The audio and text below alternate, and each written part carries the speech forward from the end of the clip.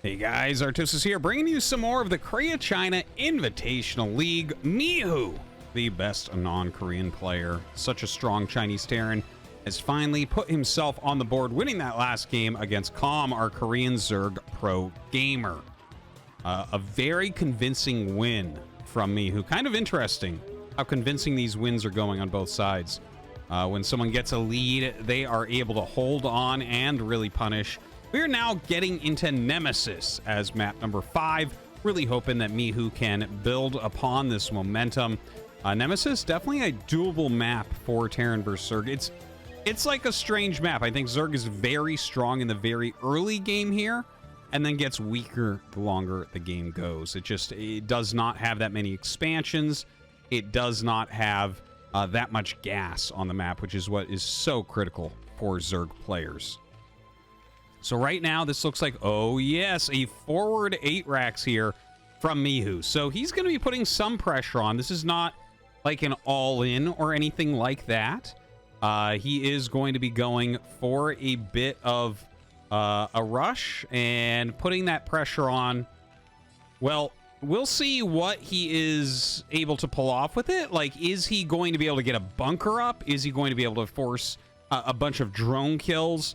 This is something that, for Zergs, it's like, okay, if you can defend a push like this, only losing 1 or 2 drones, you're probably pretty happy. And honestly, considering it is cross-spawn, it is going to be a little bit harder for Mihu to put in a large amount of damage. So, yeah, a lot of this will come down to Micro, too, when Calm figures out what's going on, and how hard Mihu wants to commit. Because as we can see back at home, he's not making a gas or anything. He will be expanding behind this. So, you know, he needs to do the balance of, okay, let's get over there. Let's do some damage. Let's put that pressure on. Force him to make Zerglings. Kill off whatever drones we can. But then also, oh, God. Oh, this isn't good. Also expand behind it. But now that I'm up here kind of looking at it, you can see that Calm has gone for a pull first here. I actually kind of thought he was going to go hatch first. But it looks like this is about a 12 pool with no gas. So this is like basically a perfect counter to what Mihu is doing. I would call this probably worst case scenario for Mihu. Might want to jump out here and make a bunker real quick. It is going to be a bit of a problem, right? Because he can't actually do the pressure. But Calm's economy is not perfect. 12 pool is going to be better economy than like a 9 pool would be. But yeah, it's a little bit annoying here for Mihu to have to deal with. Now, he has 4 Marines, and there's only 4 links coming, so he's going to be fine. Calm sees that, in fact, this is a barracks first. He's going to investigate a little bit. Mihu's just going to push him back. And I think from here, Mihu will just throw down his command center. So, you know, no harm, no foul. He didn't get any damage, and he will be able to defend perfectly against Calm's initial Zerglings, because obviously he has a lot of Marines. But his SCV count going to be cut a little bit because he did cut quite a few to get that racks out. Now, taking a look at what Calm is doing, he's taking his 3rd base behind, you know, the double geyser, double egg. And, you know, you want to kill both geysers in this case so the Marines can't just walk in there. But honestly, there's no real world in which the Marines are going to be able to kill these eggs before Mutalisks are out. So this is not like a super high priority thing he needs to do, but it is worth doing, I would say. Back at Mihu's home, he is getting this command center up and making, yeah, a little bit of a wall here. He might end up floating the barracks back. We could see some pressure come out as well. There is the possibility he tries a little move out across the map. Of course, you want to watch out for a counterattack with that Zergling speed. Of course, that is not being researched at all for Calm right now, going much more economical this game.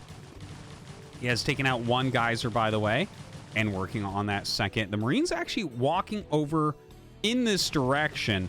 Now, they actually can get through if 1 geyser dead. This only lets very small units through. I think the biggest unit that can get through here might be a Hydralisk or a Dark Templar.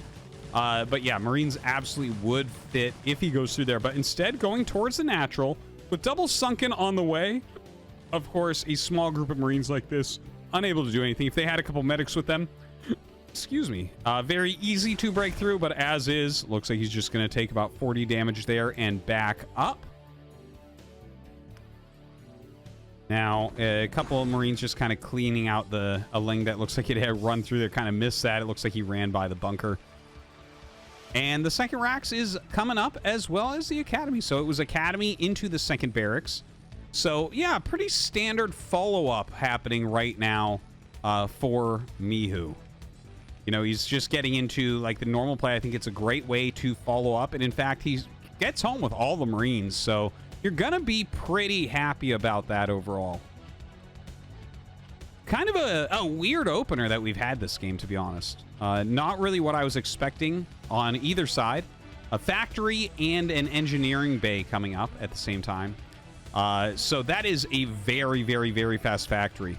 Now, over on Com's side, he is going for the Spire, and we actually have the Queen's Nest started before the Spire is done. I do wonder what we're looking at here.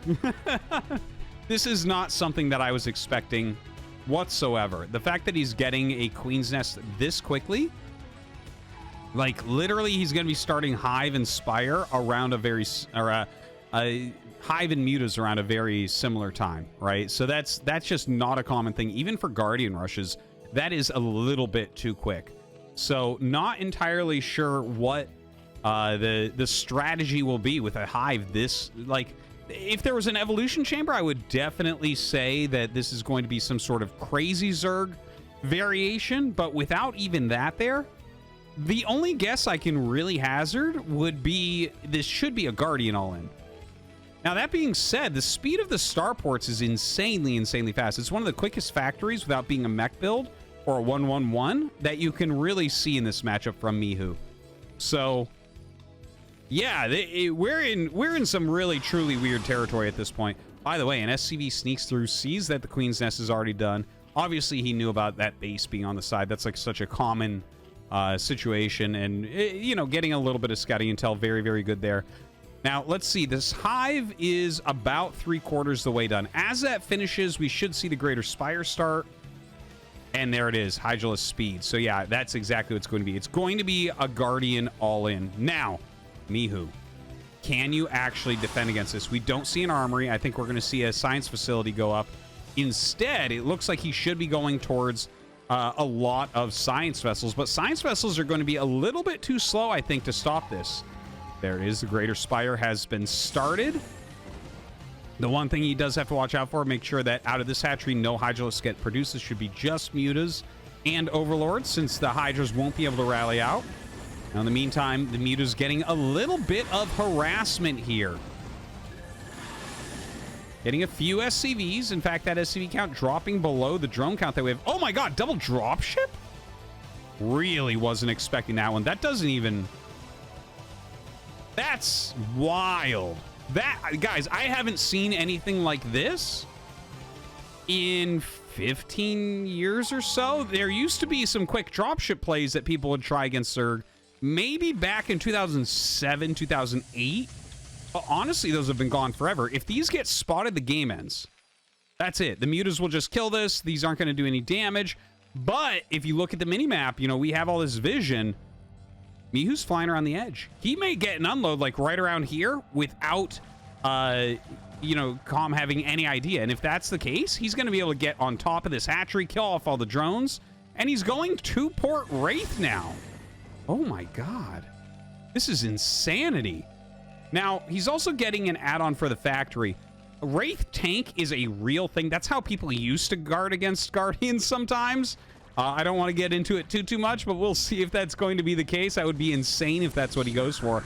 But here is the drop. Oh my god. Oh my god. There's like nothing here right now. And he is going to be able to kill this off. Mihu with a gigantic drop so quick. The quickest drop we may have ever seen with this many Marines. And he is going to bust that hatchery in a matter of seconds. He needs to lift these up and go for the next base as well. Definitely needs to keep those active. The Guardian's going to be coming in. Hazard Devourer has one Overlord in the vicinity. Cloak is not done yet, so he needs to buy time for Cloak and then be able to pick off the Overlord and get rid of these Guardians. If he can do all of that, he's got the game dead.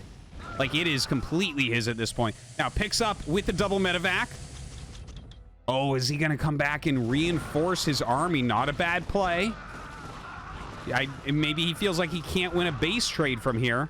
The Overlord is nearby. This is so tough right now. Oh my god. The two medevacs can't get here, or two medevacs. The two dropships can't get here quick enough. Oh man, the Wraith's getting picked off oh so quickly between the Devourer and the Hydras.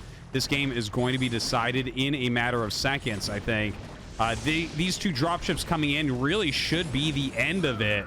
Like, if these don't kill it, Calm has got this game. What an insane one that we have here.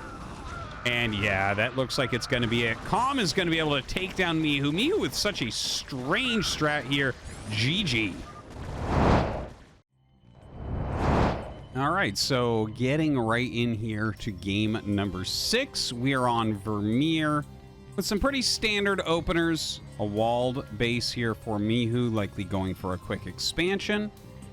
And then for Calm, just the hatchery first into the swimming pool. We should be seeing the gas probably in a moment, although we have seen some different plays here from Calm. And yeah, I mean, you know, Mihu definitely fighting back. An interesting one with how quick that drop was in the previous game, but Calm's attack a little bit too strong to end up holding off. Not quite enough anti-air there. See if Mihu can do a bit better in this game on Vermeer. So yeah, I still feel like, you know, Calm is right on the doorstep of technically winning this 9-game series. Of course, we play all the 9 games, which I think it is actually a very good format. It can be a little bit demoralizing if you start getting one-sidedly destroyed. But we've had enough decent games here that I think Mihu's still going to take maybe even a couple maps. We'll see if he can find his stride at this point. By the way, that's a very, very late gas, so that means it is a 3 hatchery play, but he didn't really get to scout that. You could see the drone blocking on the ramp, and that is an annoying thing to deal with, because 3 hatch, like, it's such an economically heavy build from Zerg. You really want to know early on that it's coming. Because, like, let's say that you do your standard, like, 2 racks Academy opener. It's not bad. It's not bad against 3 hatch. But it's not that good because they can't really put aggression on you early. The layer is too slow. Even Zergling speed is kind of slow with a build like this.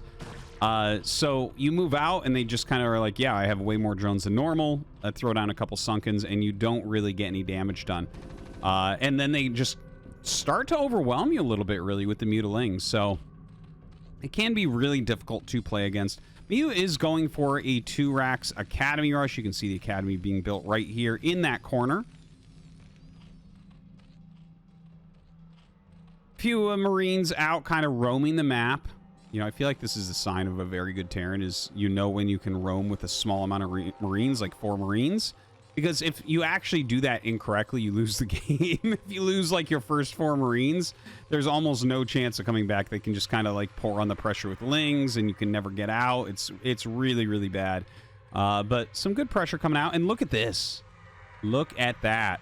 Hydralisk Den coming up. So 3 hatch Lurker going to be the strategy here from Calm. Again, not super, super common. With 3 hatch, I do think Lurker openers are a little bit better than with 2. With 2, you're kind of all in with it. Like, you just don't have much of an economy behind. Here, you actually get a pretty big economy. And this is a strategy that Shine has been using a little bit more recently. And actually did a fantastic job in ASL, dismantling many of the world's top Terrans with builds like this. More drone heavy, bigger economy, going into Lurkers. And you can play a macro Lurker style with that. It's generally not as good in theory as the Muta style, because like Terran doesn't have to build the missile turrets, doesn't have to worry about you know, flying harassment, which is such a pain in the butt. Excuse me. When you have to directly deal with Lurkers, a lot easier to do something like 1 factory, 1 starport, and just consistently make excuse me again, sorry, a little bit of a cough. Consistently make siege tanks to deal with that. Now, kind of interesting. He's building a bunch of turrets. Doesn't seem like he has any idea of what's going on. You know, you only have 2 scans, so that's part of the problem with playing against 3 hatch, is you actually sometimes miss where the tech is. Let's say you scan the main and the natural, but the tech is here. Or you scan the natural and the 3rd hatch, but the tech is up here, right? your scan size is actually the same as the creep that's around a hatchery. So if you scan it on a hatchery, you get to see everything that that hatchery could support. But you could do something like scan here, and then the tech is over here, right? And then you get like half of this, but you miss this and this. So you can see this is actually really well placed for that as well. Now, right now, Com has a ton of lings out here. He's actually not made as many drones as I was talking about. This is like pretty all in from Com. He absolutely must get damage done. He has got a ton of Zerglings out. He's still making more. A lot of lurkers being made here as well. Can Mihu hold on? This is really tricky because he only has 2 barracks, and he built all those turrets, so he definitely was not on top of exactly what was occurring. We would definitely have 2 more bunkers if he was aware. I honestly think there's a good chance that he just gets rolled here. It's a bit too much. 6 lurkers and that many lings. The lings basically will just tank for the lurkers. So watch this. Oh, this is going to be bad, guys. This is going to be brutal. All right, Mihu's stimming back. Good job. He's picking off as many lings as possible. You want to slow those lurkers from getting in. Needs to stim forward, and oh god, this is a good move from Com. Lines up his lurkers, comes in once again. Good scan right there, but honestly, there's so many lings, you're not even really getting that many hits upon the lurkers. And in fact, the lurkers do blow up that bunker. He killed every single Zergling, but this is a bad situation. The lurkers will probably try to push the ramp at this point. And Mihu, like, he is going to be a little bit too late getting his bunker up there. Look at this. The lurker is lining the bottom, so you can't come to the ramp to engage very easily. Tries right here, but too many spines. Lings coming up now as well. Lurkers leapfrogging forward. And a very strong lurker opening here from Com. Can't quite get to that bunker, and Mihu most certainly is dead. Com extends his lead now to 5-1. Mihu trying to pop out a few units here, but obviously, like, even if the lings weren't here, you can't kill the 4 lurkers. GG.